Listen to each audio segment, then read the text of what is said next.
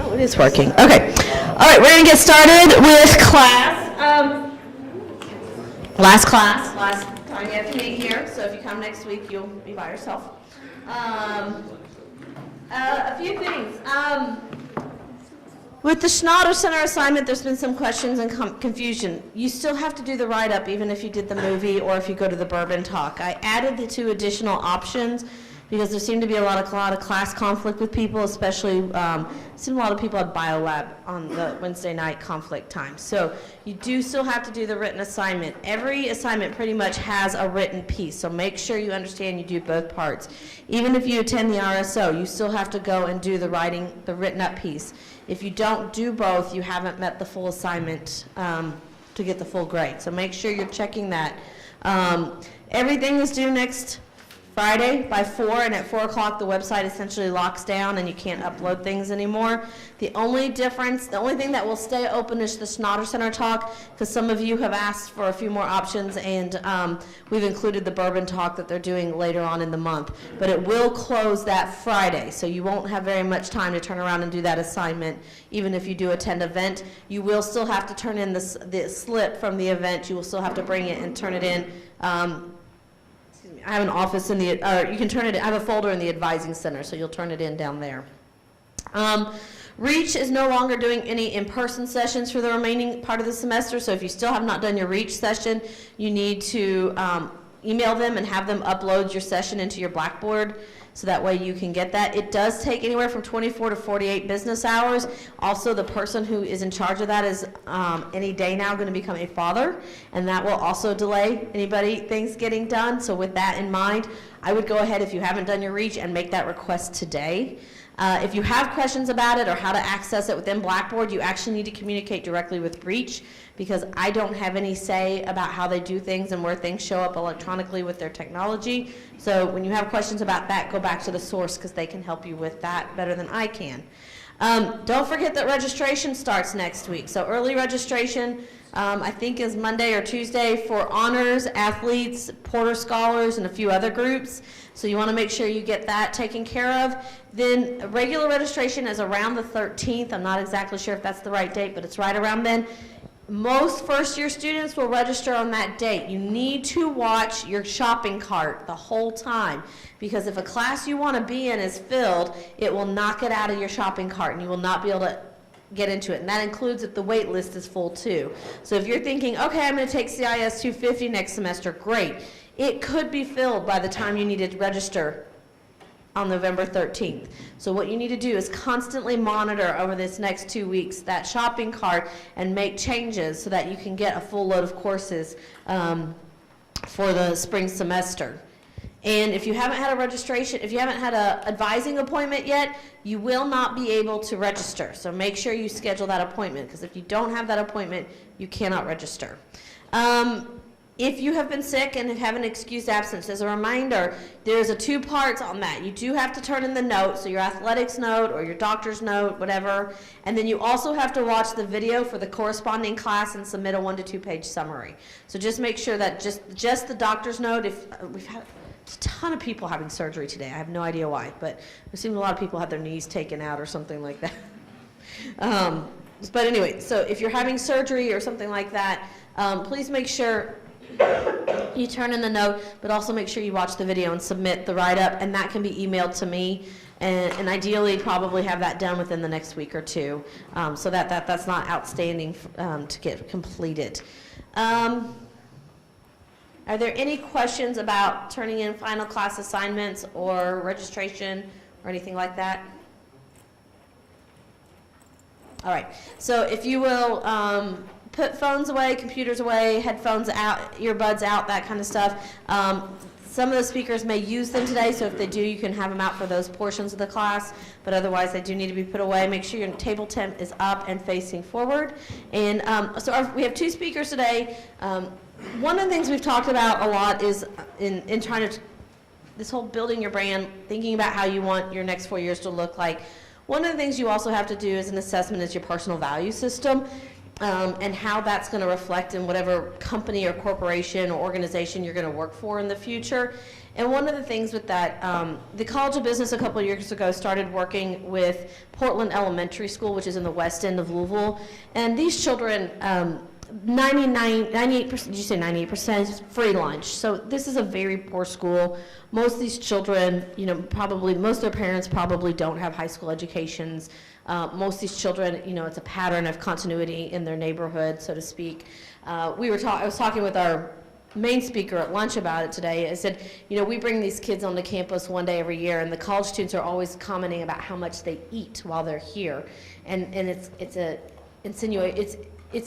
evidence of how hungry these children are. They're so excited to see this quantity of food that they just want to eat. They're so excited about it. These are children who may not have food over the weekends and things like that. So, so we started working with them a couple of years ago and really trying to, you know, take the opportunity to be a positive influence for these children's lives, show them what they can do.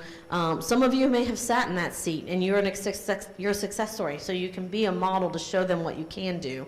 Some of you have had it pretty easy, and this is an opportunity to really try to help and give back.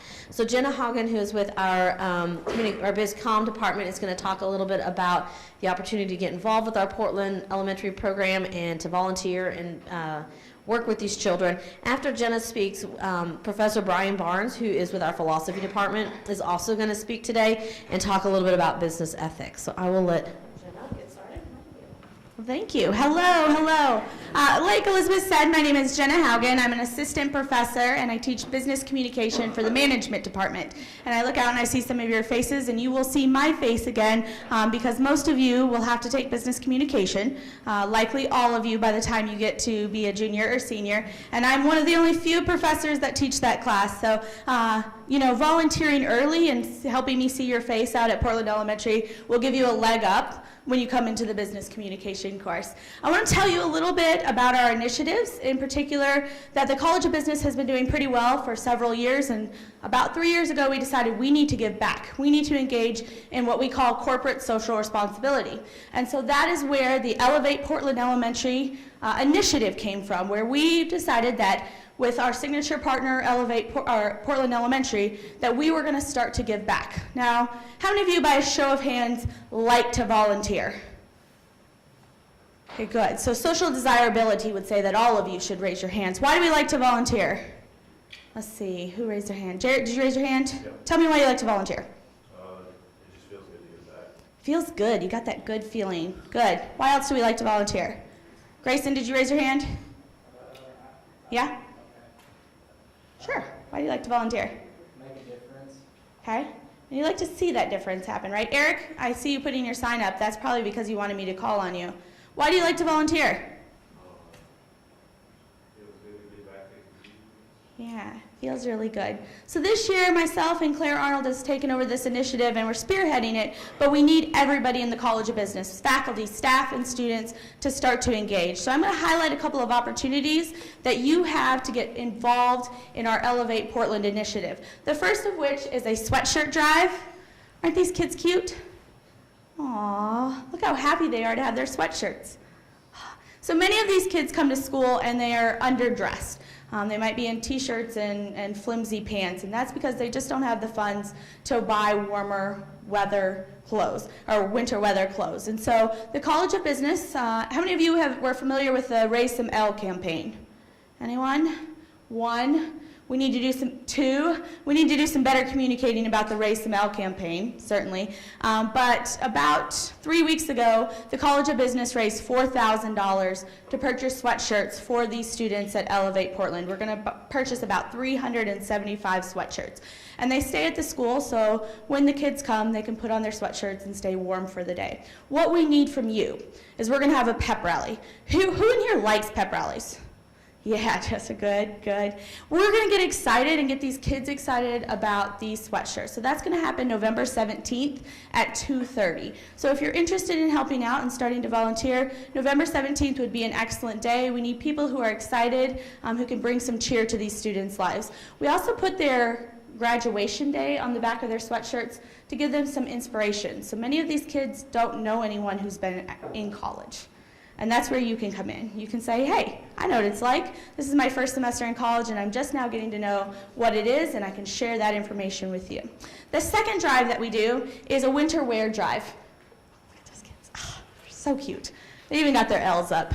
And for this drive, we're going to collect hats and mittens and socks. It's going to kick off November 6th and run through December 8th.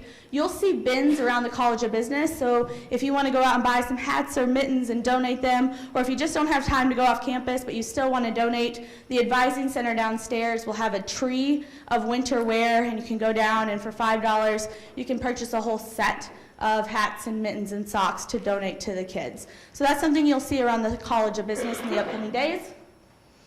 The next question I have for you is, how do you feel when you're hungry? What? What was that, Reginald? Irritated. How else do you feel when you're hungry? Danny, how do you feel when you're hungry? Pretty angry. Hangry, if you will, yeah. Jackson, how do you feel? Tired and cranky. Is that the best time to take a test? No. So what we do here in the College of Business for the students when they take standardized tests is do a snack drive. So they're not angry or cranky or hangry when they're going to take the test. So you'll see some bins for that around February when we engage in our snack drive. This was the loot from last year's snack drive, and test scores, probably because of us, not really, but we had an integral part in it, rose at Portland Elementary last year. So these are three big things that you can get involved with. We also have some day-to-day activities that you can do, some volunteer opportunities. But before I can tell you about these, I have to test you. It's a very important test. I need you to stand up, and I need you to high five at least 2 people around you. So stand up, high five at least 2 people around you.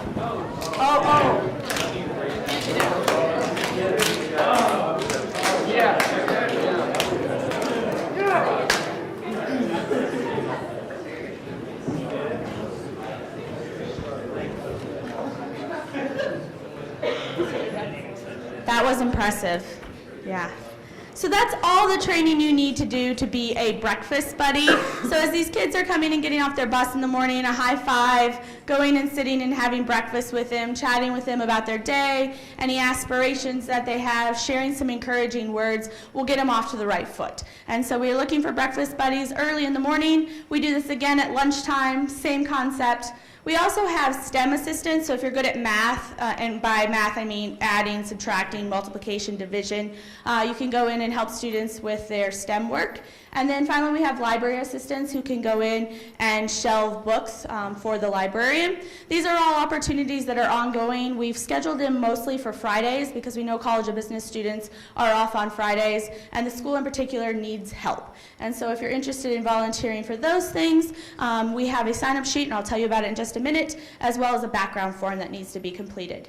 We have one more opportunity, and that's a campus visit for these students. As Elizabeth mentioned earlier, they really like coming to campus and seeing what it's all about. They also like to eat. So we had a fraternity in particular, the SAEs, last spring, who gave the students meal swipes so they could eat over at the Ville Grill, and the students absolutely love that. Now, while we had one organization help with that last spring, we'd like to have more organizations. So if you're a part of a student organization that would like to help with this program, we're looking for programming, we're looking for tour guides, we're looking for opportunities to make sure that these kiddos get fed while they're here on campus. So if you're interested in any of those opportunities, I want to encourage you to go to our Elevate Portland website. It is linked here, and it was at the beginning of this presentation, bit.ly/Elevate Portland. It looks like this. You'll see 2 tabs down here that are important to you. One is the volunteer opportunities. This is a sign-up of all the times and opportunities to volunteer. The other is a background check form that needs to be completed to go into the elementary school. It can be emailed to elevate@louisville.edu. Now, if you've had a speeding ticket, it will pick up on that. But that will not exclude you from volunteering at Elevate for the Elevate Portland initiative. Okay, I want to open the floor. Are there any questions about this opportunity? So I look forward to seeing all of you sign up for our Elevate Portland initiative. Again, if you have any questions, you can either go to the website, which has a link to our contact information, or email elevate@louisville.edu. Thank you.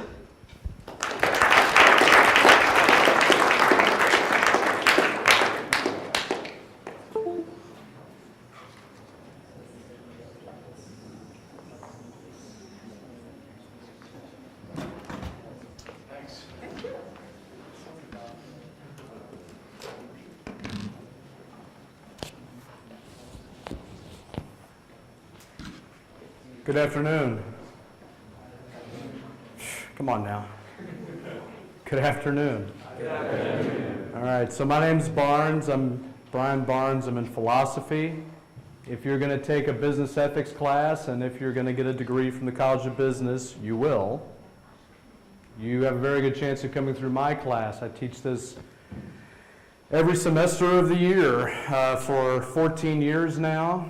I've written a textbook, a lot of articles, give a lot of these kinds of talks about business ethics, also about critical thinking. You might think that's a bunch of nonsense. Show of hands, critical thinking is bullshit. Anybody? Nobody? Fantastic. What an education you must have had.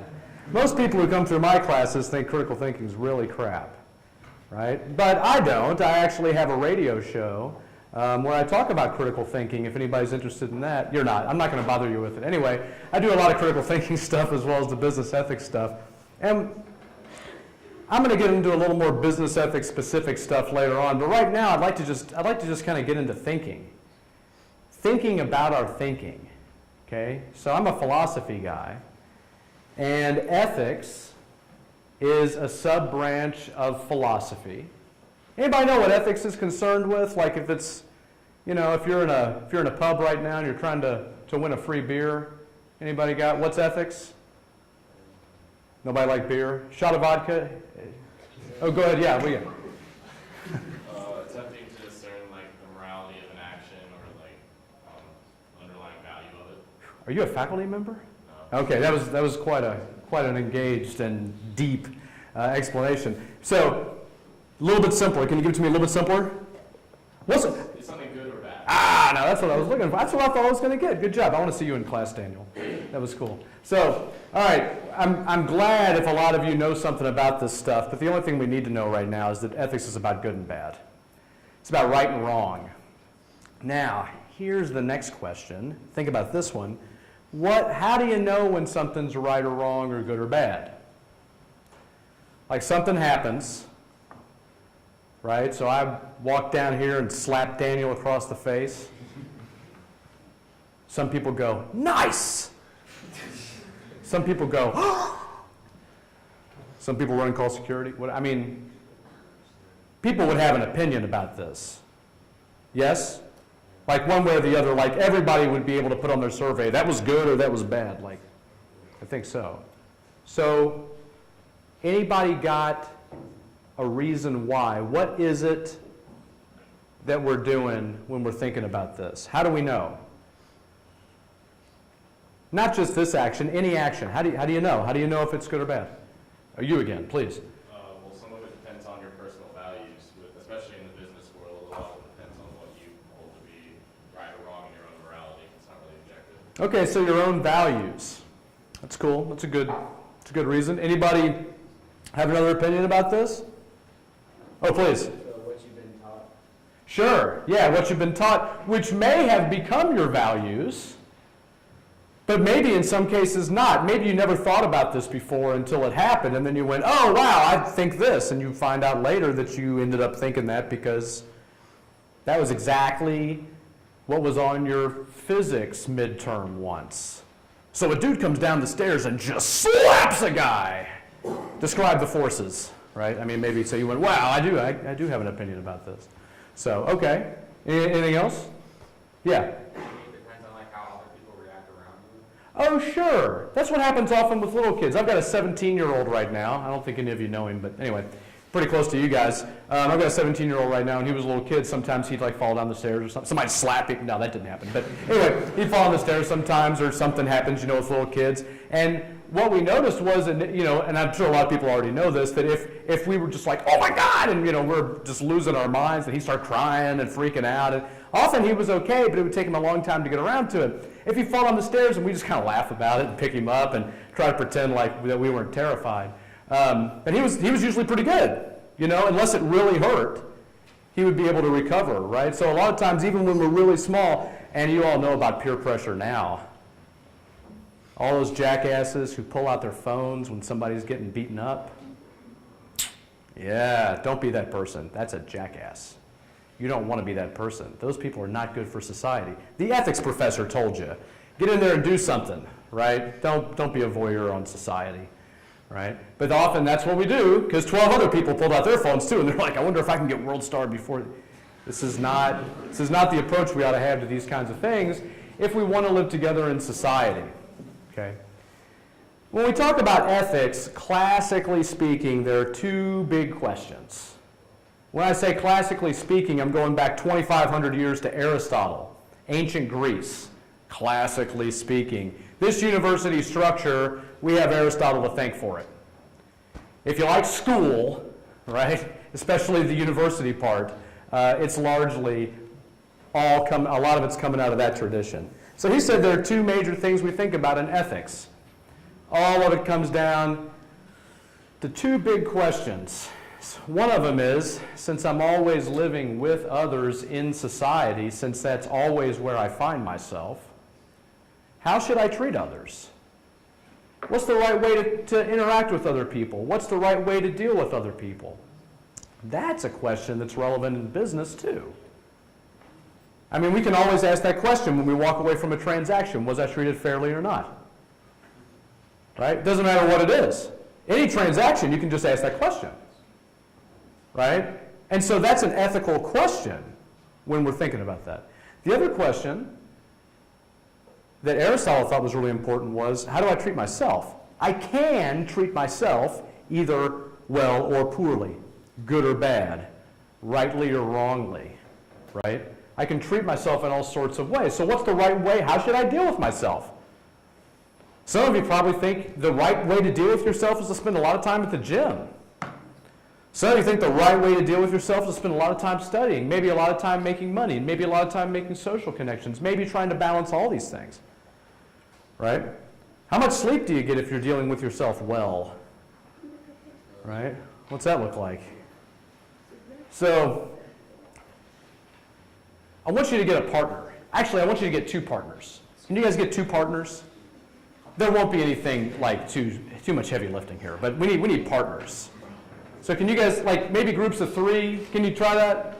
Just nobody left out. Let's not have anybody left out. Try for groups of 3.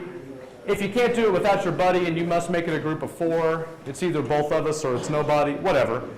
We can work with a group of 4, okay? Just get with somebody else you can talk to. Okay? So here's what we're going to do with you and your partners. I want you guys to think about some standards. Okay, so this is what I was asking earlier. How do you know if I go slap your man down here across the face? How do you know, that it's good or bad? How do you make such a judgment? Okay, so I think we need to think about how we have standards, but we're not going to do it with that kind of thing. We're going to do it with push-ups, okay? So I'm going to do some push-ups. You guys ready? Yeah. So I'm going to do some push-ups, and you guys are going to discuss with one another and shout out whether that was a good push-up or not. Is there anybody in here who doesn't know what a push-up is? Right. People say, why do you do this? Why do you do this with push-ups? Because if I do it with philosophy stuff, then a bunch of hands go up. Everybody knows what a good push-up looks like, I think. You think. Let's see what you think. Good push-up? It's okay? Okay.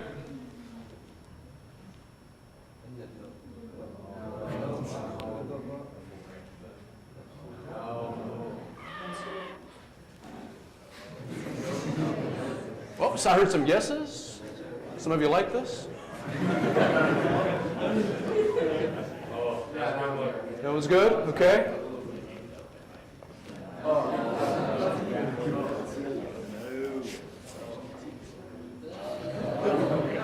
No.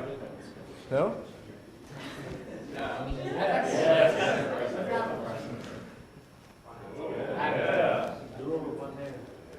If we have to.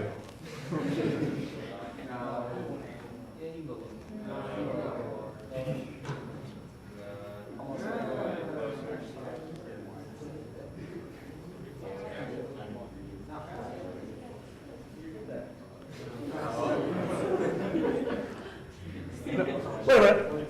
Okay, then we can go all the way back up. Good? I don't want to keep the tension. Okay, so here's the push-up. Yes, no? One more time.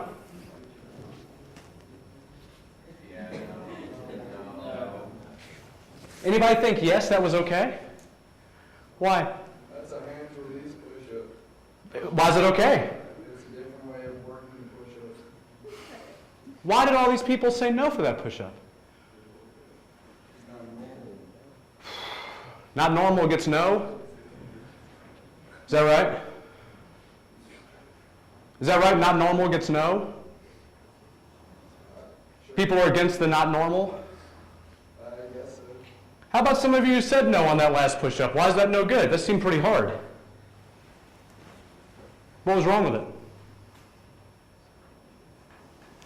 Like usually a push-up, you come down and then you straight come back up. It looked like you just came down to the rest and then just. I totally rested for a moment, yeah. Yeah. That's no good? I can't rest? It just didn't look like you were getting a workout. Really? It really didn't. Okay, so just for that one push-up, so I'm taking a rest and that's not giving me a workout. But then I push all the way back up from the floor. That doesn't...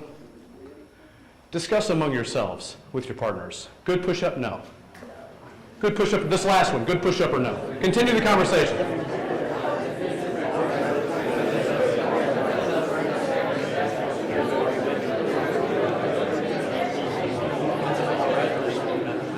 Now the best push-up, but that isn't what we asked for, right? Was it good enough to be a push-up?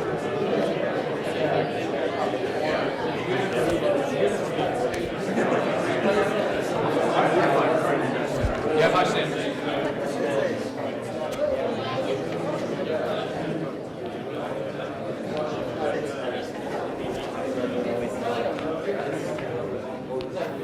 Okay.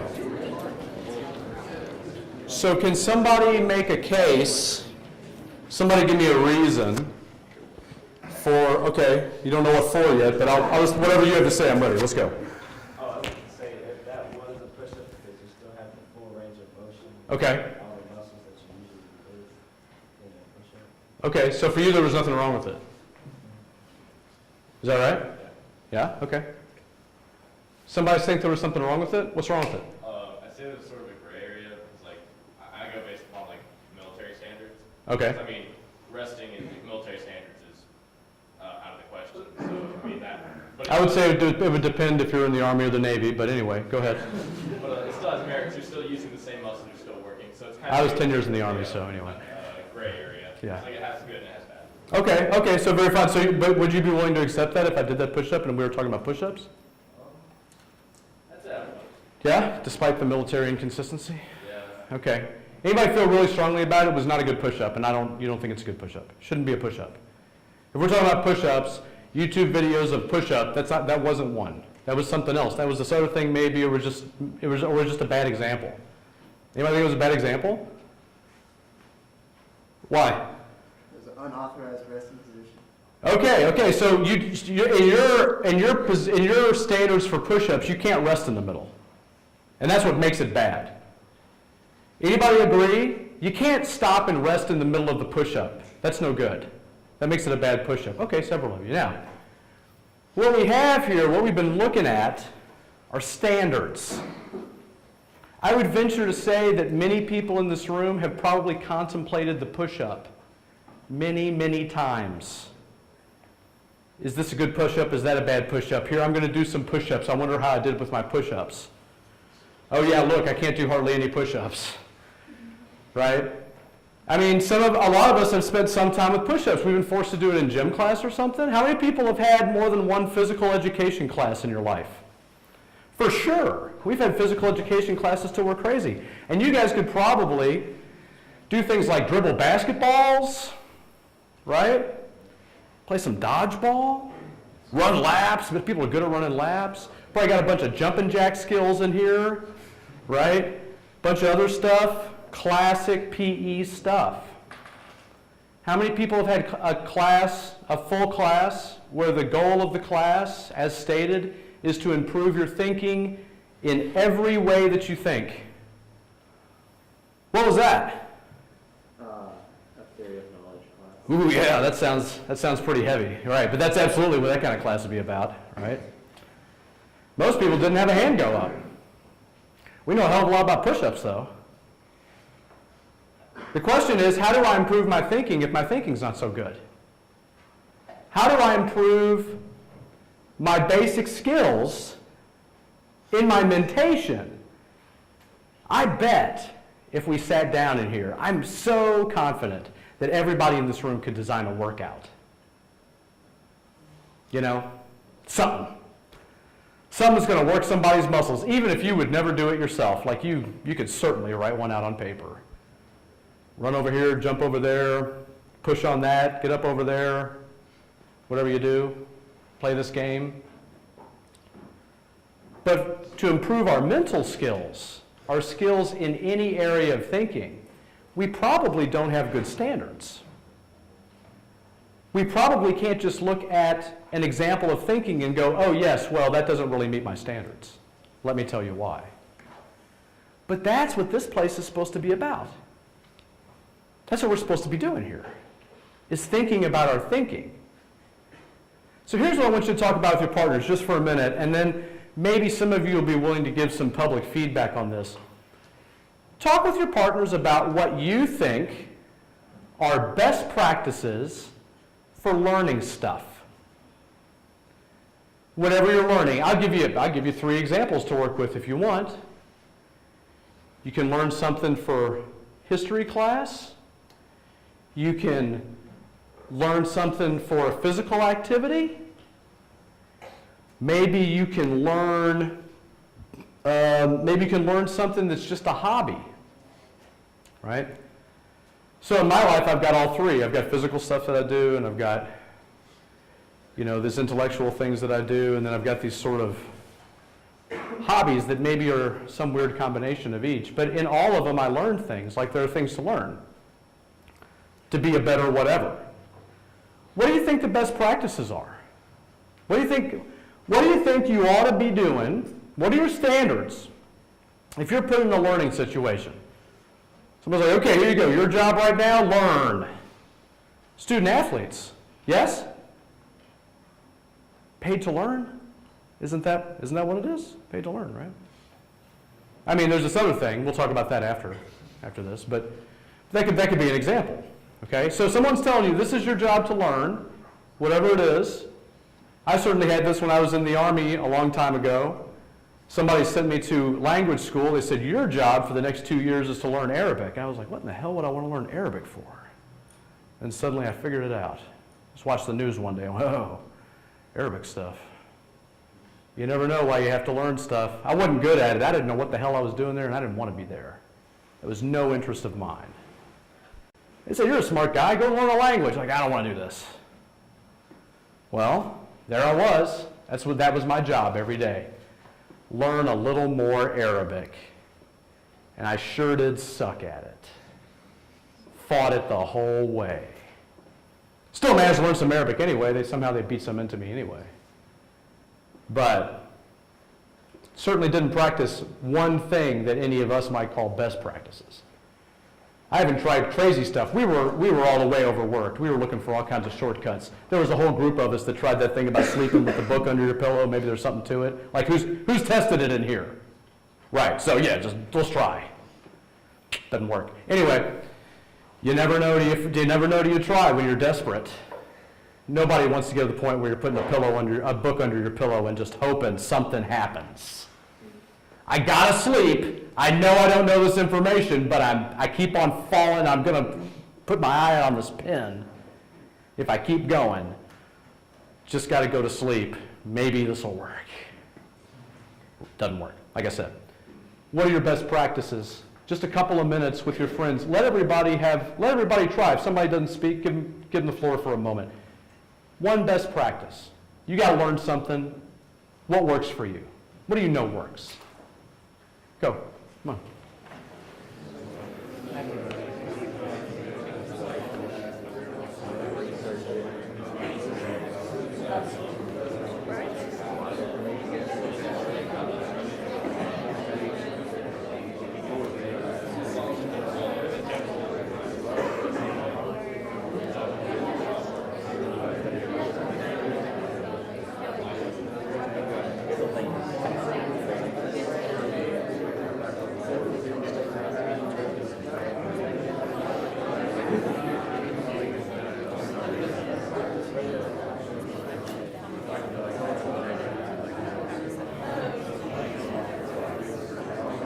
Hey.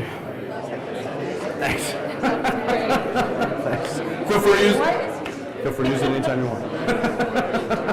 I never know.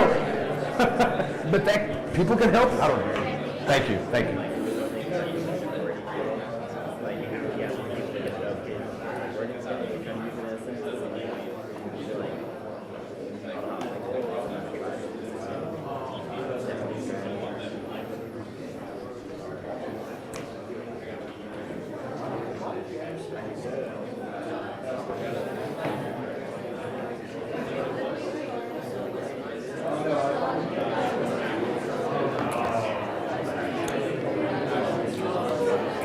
Anybody have a best practice?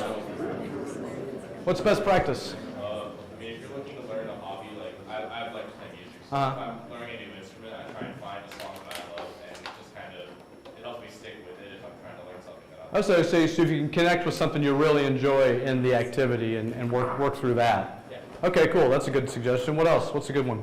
Have somebody try to teach something to you, and then you try to teach it to somebody else. Oh, sure. Yeah, that's great. So then you get both roles, right? Very good. That's a good one. What else? What else works? Yeah. Have a goal and work your way up to it. Okay, sure. Just set it and do everything you can to work toward it. I like that. What else works?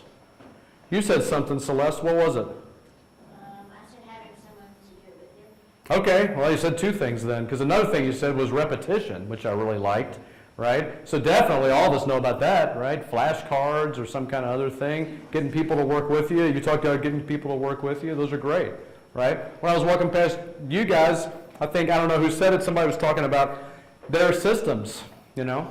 Things have systems. So you can figure out the system, right? And then you work with parts of the system. When we're working with things, there are all kinds of practices. I mean, I don't know how many of you talked about, if I've got to learn something, I want to make sure I got something to eat. If I want to learn something, I want to make sure I got some sleep. If I want to learn something, I want to make sure that I don't have to think about anything else. I want to make sure I'm not under a lot of stress. I want to make sure I got money in my pocket. I can't learn anything if I'm broke. Try it over and over, right? So people have different ideas of what best practices might be, but there are lots of them. What I want to suggest to you guys is that there can be intellectual best practices for all of the things that we want to learn, right? There's a critical thinking system here at the university that the university has adopted. Nobody really seemed to think critical thinking was too tragic when I asked earlier, and so I might suggest you to take a look at these critical thinking ideas when they pop up. There are posters in many of the classrooms here in the College of Business talking about different things you can do with your thinking. If you want to improve your thinking, there ought to be some standards, right? And so we ought to be able to take the opportunity to look at our own thinking. This is the first part. Self-reflection. We also call it metacognition if you're into the big words, right? So self-reflection is just the process of me looking at my own thinking as if it's in a mirror, right? Instead of looking at myself, the floor, the table, I look at my thinking, and I make that the object, okay? So when I'm trying to figure out, just as you all just worked on, if I'm trying to figure out what's the best way for me to learn, one of the things that I can do is look at my own thinking and see when I've been successful and when I've not been successful. What's a bad way to learn? Anybody got a good idea about one of those? Bad way to learn? You got one? Like last minute credit. Oh, sure. Yeah. So that makes it hard. Last minute. Anybody else got one? Yeah. Trying to learn while there's like other distractions around you. That's not good for you? Like, I don't know, like if like a TV's on or like someone took them video games or something like that. Yeah. I'm the same way. My ex-wife has to have the radio on or the TV on. Yeah, it's bizarre. I guess that's why we're not married.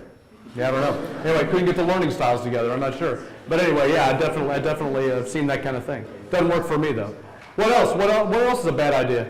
Trying to multitask, possibly. Yeah, multitasking. A lot of you are probably into multitasking. It was certainly a big idea when I was in graduate school.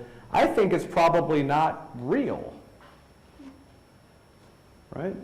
It might not be real. It might be that when we multitask, what we're actually doing is rapidly switching back and forth between tasks. And if we believe that something like focus matters, if that's a real thing that matters when you're trying to get stuff done, if you're rapidly switching back and forth all the time, you can never get focus. Right? Especially you're doing 5 things at once, like you never really focus. Have you ever been, I'm sure nobody's ever been, but I'm sure everybody probably has been on the phone with the radio on, driving the car, and suddenly either you notice that you don't know what's going on the phone, or you don't know what's happening on the radio, or you don't know how you just got here in the car. One of those 3, because you were multitasking, right? And so we should take safe opportunities to observe ourselves, perhaps, because that particular one could be a disaster if multitasking is not real. Right? It could really just undermine our learning in a lot of ways, which would make a case for focusing all the time. What I would like to suggest is that when it comes to our mental skills, we can always find certain things to do when we self-reflect. We can, for example, analyze. You guys did it with my push-ups. You were looking at different parts of my push-ups. Where are my feet? Where's my butt? Where's my head? Where's my back? Where's my chest? Where's my elbow? People are looking at different pieces. Analysis. Breaking your thinking into parts. Thinking is big. You should be breaking your thinking into parts. It's easier to work with the parts, right? And then you can go in an organized way from one part to another. But of course you have to know what the parts are that you would find when you look at your own thinking, just like you would really need to know what you expect to find when you get under the hood of the car. Otherwise, you ought not be under the hood of the car, right? If you're like me, you're probably pretty useless under the hood of a car. I shouldn't be the one under the hood of the car. I'm looking at it going, there's an engine here. There's no question about that, right? And then what happens after that, who really knows? It could be the case that when you're looking at your own thinking, you say, there's thinking here. Yeah, it sure is. There's a lot of it, a lot of thinking here. What do I know? What do I do then? So I found it. All right, and then now what do I do once I've found it? You break it into pieces, but you have to know what the pieces are. After you be able to find the pieces of the engine, if I'm going to be any use under the hood. I need to be able to know what's in my thinking. It's something for you to explore here at the university. I don't have time to go into it today. It's a lifelong thing. But we can get started with that critical thinking business. So if you find it, look for the analysis piece. There are parts of your thinking that always are present if you look for them. And then you can have standards. There are also parts of your thinking, there are also methods always that we can use for evaluating thinking. So not just analyzing, but evaluating. So is it high quality or low quality? Is it good thinking or bad thinking? Right? But we need to have those sets of standards. And like I said, I'm not really here today to give you those standards, just to point you to the idea that they exist. You can already do them for push-ups. I think just about everybody was engaged in that bit of analysis and evaluation. Can you do it for thinking that you encounter? If you're in a place and someone suddenly goes, hey, let me show you my thinking. Just like I said, hey, let me show you my push-ups. Can you be as engaged? Can you be as robust? Can you be as critical with thinking? This is a core tool that we use in business ethics, this critical thinking business, being able to think about my own thinking and then come up with analysis and evaluation of what I discover there. Okay? So let's try a thinking exercise here, and then maybe we can do some of these tools with it. One about ethics. So here's what I'd like for you to do. I'd like for you to consider an ethical problem. Business ethics problem, right? So let's say, hypothetically, right, because we're not talking about any particulars here, we're talking about a general scenario. Let's say that at the university there are these student athletes. I mentioned them once earlier. I'm sure there are student athletes here in the room. You might have a particular interest in this line of reasoning. So let's say the university says, or let me correct myself, Google says that this university for a year of school, if you're in state, is about $25,000, all the stuff. And it says if we're out of state, it's about $40,000. So I would say that one assumption I might make is that student athletes are getting some package of that type.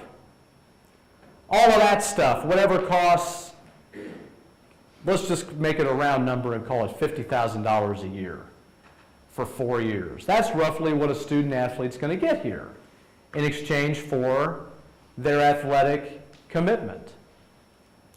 The university, of course, will make millions of dollars off of the activities of the student athletes. Maybe not any particular athletes, but certainly collectively the teams that carry the Cardinal banner go out there and bring in tens of millions of dollars of revenue for the university. And not just this university, I mean for lots of universities. So what I want you to consider with your partners is this. Let's just say that this is the basic deal. Okay? $200,000 more or less for 4 years of education for you, and the university gets to make as much money as they want off of your efforts. And that's what you get in exchange for whatever they decide to do with your image, with your accomplishments, with your skills, right? And so what I want you to consider is there any place where that becomes unfair for the athlete? If the athlete agrees to that deal when they come on to the university, that's why they came here, okay, I'll take your deal. If they get here and suddenly they are a huge commodity and the university is making tens of millions of dollars just off that person, is there any range in there where suddenly you say, the student athlete's getting taken advantage of here? The student athlete ought to be getting more than just this. That's the question. Or do you say, nope, no matter what happens, that was the deal, student athlete gets what they get, and the university can do whatever they want with it.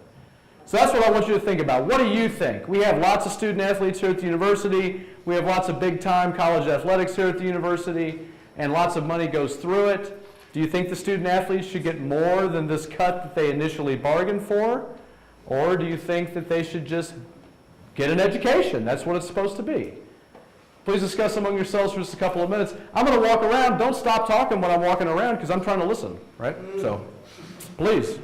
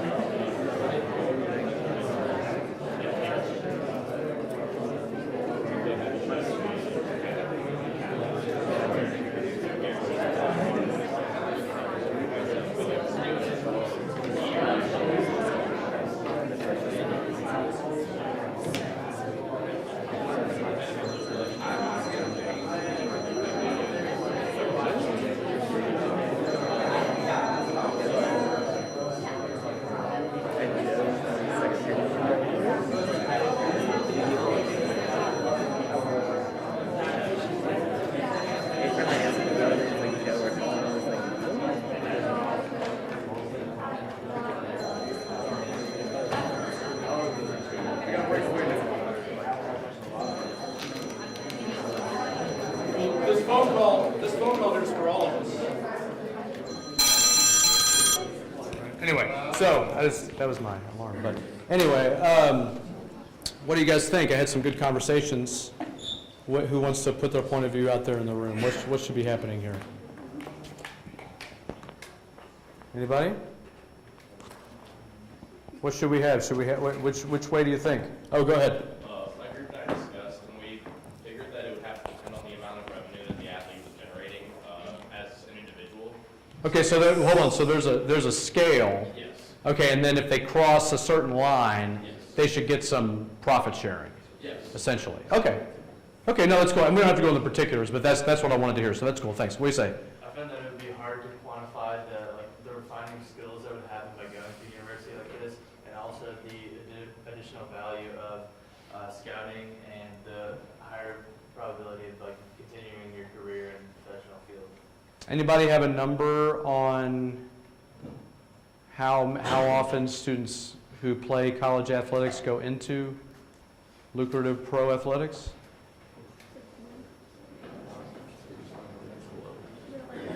I don't know the value of this number, but I will say that I was listening to some highly paid talking heads arguing about this yesterday, and the number that they threw out was 98% of scholarship college athletes do not make it to the pros.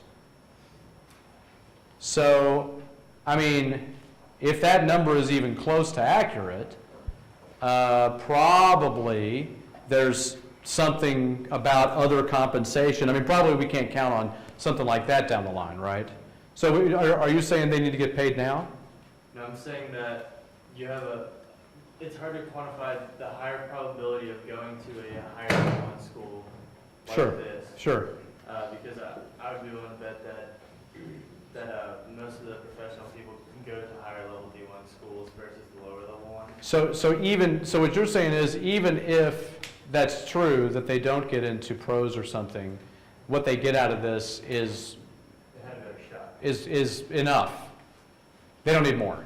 It might not be enough because I can't quantify it. No, I understand, but we don't need to. I mean, that's okay. Just for the thought exercise, your opinion is that what they're getting is enough, and they don't need to worry about extra in this regard, because they're gonna do better when they come out of here regardless.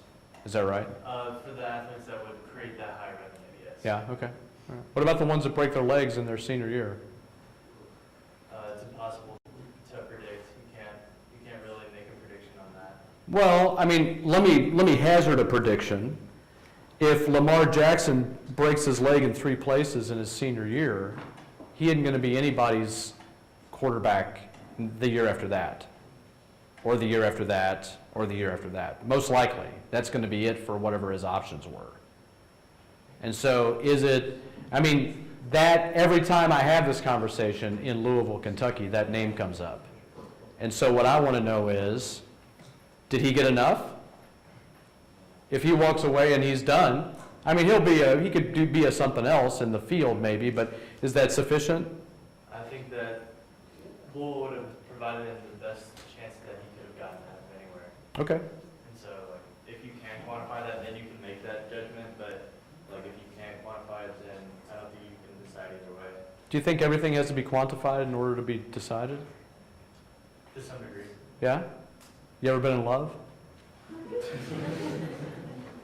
There might be a lot to think about. You don't have to answer that. Thank you.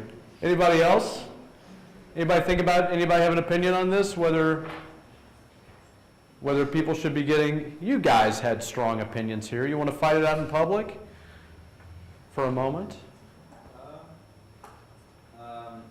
We basically agreed with what you said, so, I mean, we did. You two, yeah, not, okay. So your all's position was that people should be getting extra compensation of some kind. Yeah. You said something about like a fund that's paid into that maybe they get after. Yeah, like after they graduate, Yeah. like if they made a certain amount of money, like that meets like the same scholarship that they made. Like if they exceed that, then they should get a percentage of what they made. Okay, fair. Yeah, and you don't like that? Not at all. Not at all. Okay, what do you want to do for them? Well, okay, so typically the people who are generating the most revenue for this university, can we at least agree on a full scholarship, everything covered? Can we agree? Sure. I'll Okay, go with so that. Lamar Jackson has access to a quality education at the university. Now, there are kids overseas that aren't going to eat this week, and he can get a degree and go make something. Probably right here in this town that won't eat this week. Yeah. All right. And he can go and get a quality education and get a degree. Okay. Now, if he breaks his leg, that sucks. I'm sorry, but you do have to quantify. Like, if Louisville men's basketball brings in, I don't know, $15 million this year, let's say. Probably not, because we're packed with scammers, but let's put that aside for a minute. But you're saving a coach salary. Yeah. I mean, that's right. yeah. But like, All that Adidas money. guys like me who rode the bench in middle school, sitting on the end, Yeah. just like what percentage of the money do they get? It's so hard to quantify. What is the guy who never plays 2 minutes in a blowout? What does he get paid, even if he is on a scholarship? Well, okay, so I mean, so maybe so, but I do wonder about if we were in business, right, somewhere else, and you were working in a certain sector of the business, and you were the star, and you wanted to, really maximize your own leverage that you created through your own effort, right? Then maybe you would try to renegotiate your deal, or maybe you would try to go work for somebody else if you couldn't get a good deal, or maybe you would, get some outside partners to help you, restructure your brand or your personal brand or whatever you're doing. But I mean, of course, college athletes can do none of these things. Right? So, I mean, if Lamar Jackson is all over memorabilia and T-shirts and websites and billboards, I mean, he can't leverage that for a better situation right now. And if he does break his leg, he might not be able to ever do that. What do you say? Okay, so let's say he breaks his leg and his college career is over. Do you think a Heisman Trophy winner couldn't sign autographs for money? Sure, but how much money is that? I mean, compared to what he was maybe going to get. Well, how much media exposure is he worth? Like, he's going to get talks on ESPN. There's going to be a whole story around. There might even be a 30-for-30 of that.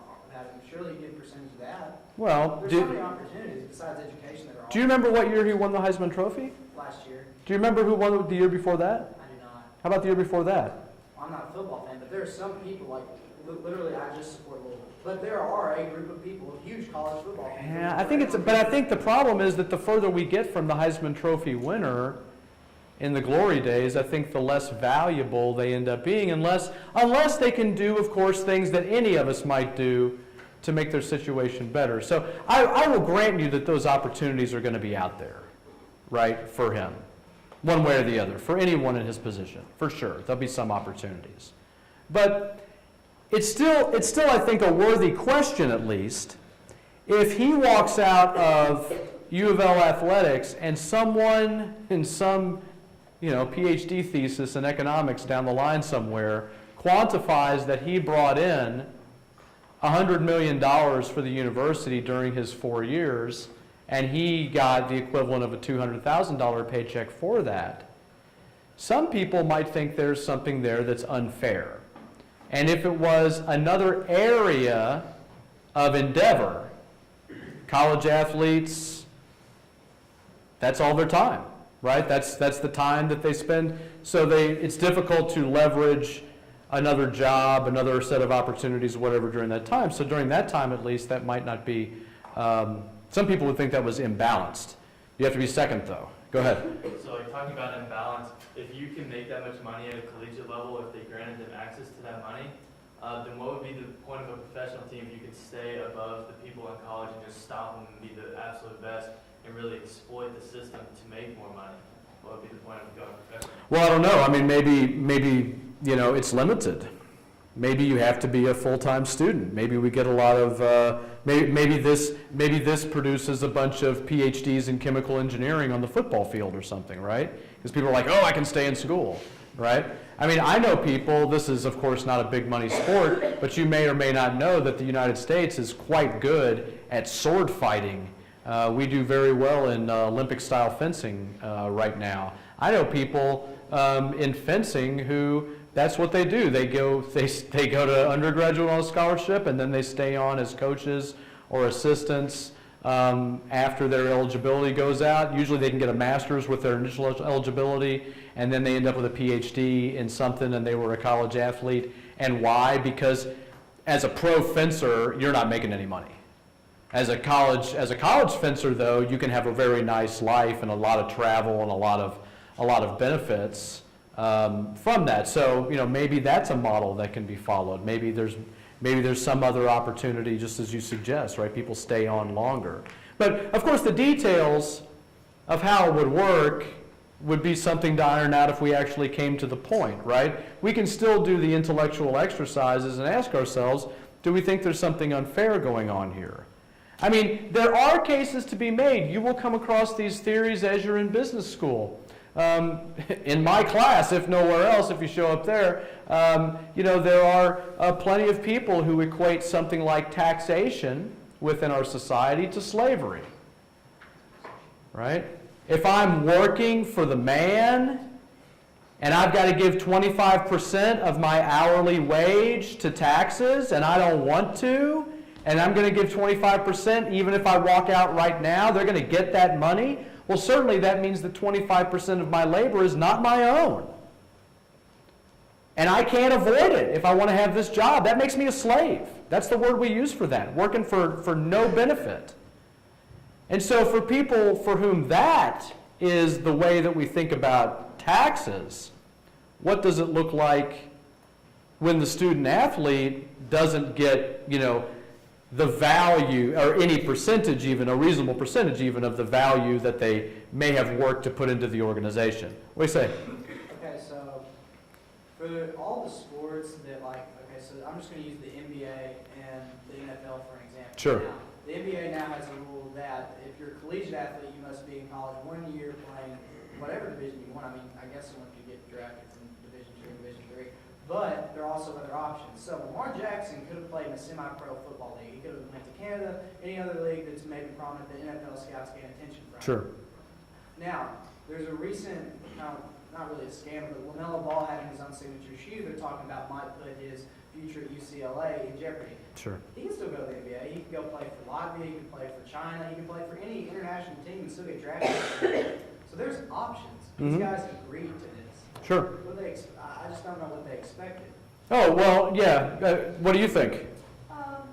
Personally, I think they should get paid, and I understand the argument that they agree to get an education, like that was their agreement, they're gonna play sports for an education. Sure. But it is, like, it's known that talented athletes are pushed towards, like, quote, easier majors, because all of their time is spent doing athletics, and if they get hurt, yes, that's something that they know is a risk, but like, who knows what Kevin Ware is doing right now? Anybody? I mean, his name was put on a t-shirt and didn't get any money for that. And he didn't sign up for that. He didn't sign up to say, yeah, like, if I get hurt, you can put my name on a shirt and sell it and make profit off of my name. Not even the sport I play, but the name that was given to me. So I think they do deserve some sort of income off of things like that. So you think the university took advantage of Kevin Ware by putting his name on a T-shirt? Yeah, and Okay. I mean, there used to be like NCAA football, like video games that would have players in college on the video game and they wouldn't get compensation for that.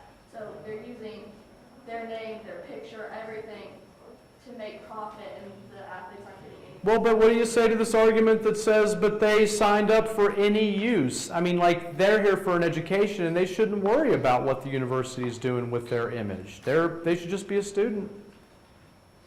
I mean, I do understand that, and like, I think that is a big commitment to make, like, getting an education for athletics, but I think it needs to be, like, stated clearly. I don't think it's ever a clear statement like, oh yeah, this is what's gonna happen, like, we might use your picture, blah, blah, blah. I mean, U of L's selling t-shirts for, like, with a Heisman logo on it just because of Lamar Jackson. Like, and, like, the hype that came with Lamar Jackson, like, U of L's making money just off his name alone because people want to go to football games, people want to buy jerseys that have the number 8 on them.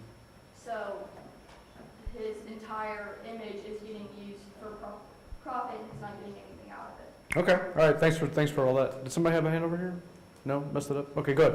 Okay, so like, U of L has been helped a lot from Lamar Jackson bringing money in, but Lamar Jackson actually said in his Heisman speech, he said, I don't know if I would have even made it to the NFL or even a starting position on this team if it wouldn't have been for the great coaching staff, the trainers and everything. So Sure. by those trainers helping him, now he's probably going to get an exponential gain in salary from what he could have made here at U of L if that system existed where they got paid.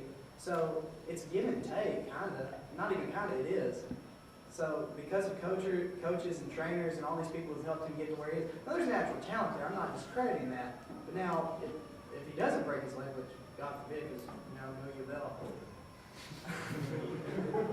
he's going to make millions and millions of dollars. So let me just see if I've got this. So it's the value that he brings to the organization will be something that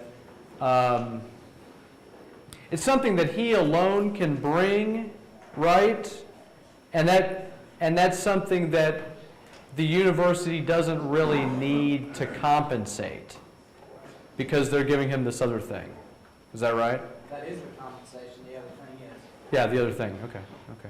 What do you think? It's like an investment, it just pays off dividends. So like you have access to these people that are gonna just like keep on refining your talents. And so, I mean, Lamar Jackson will sign a piece of paper in the next coming years and make millions of dollars within his bank account. Okay. And so he had to go through a period of where he had to refine those skills while also getting an incredible education for him to take that next step and make millions of dollars. And so making money off of somebody's name like that is something that should be left to because professional sports is like the third highest revenue thing for the United States.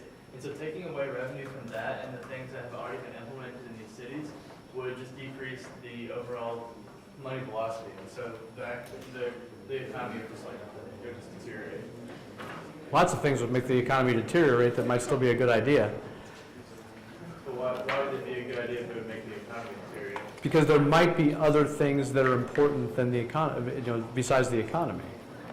I mean, there might be some things that you would sacrifice the economy for, no? For giving individuals money based on playing sport in college, No. All right. Good. Well, thank you for all that. So, in my class, what we're ultimately trying to get to is people's ability to do ethical reasoning. To what extent can you bring up a position that you think is right or wrong ethically and defend it with reasons? We should be able to do that because there are a lot of activities that happen in business that affect others in good and bad ways and that affect me in good and bad ways. And so for each of us involved in business, we ought to have a sense of this. I'll leave you with the big idea that I have in my course. So my course is designed around a central question. So everything that we do in the class for the whole semester comes back to this one question. So if you can't figure out what's going on, you don't know why we're talking about this, you would think back to how it connects to the question, which in my class is, when is it acceptable to profit from harming others? Which I think happens all the time, in all sorts of ways. And so, of course, one important question that we have to work through before we can decide is, what do we mean by harm?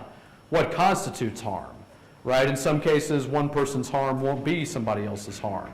And so that's something to think about. But I would just leave you with that. There's been a lot of good thinking in here today, a lot of good conversation. I hope that it continues when I see you in class somewhere down the line. But I would just ask you to just keep this in your mind as you're going through your education here. You know, for you, when is it acceptable to profit from harming others? When are you willing to make that move in the pursuit of the things that are important to you? Yeah, it's worth thinking about. Thank you all for your time today.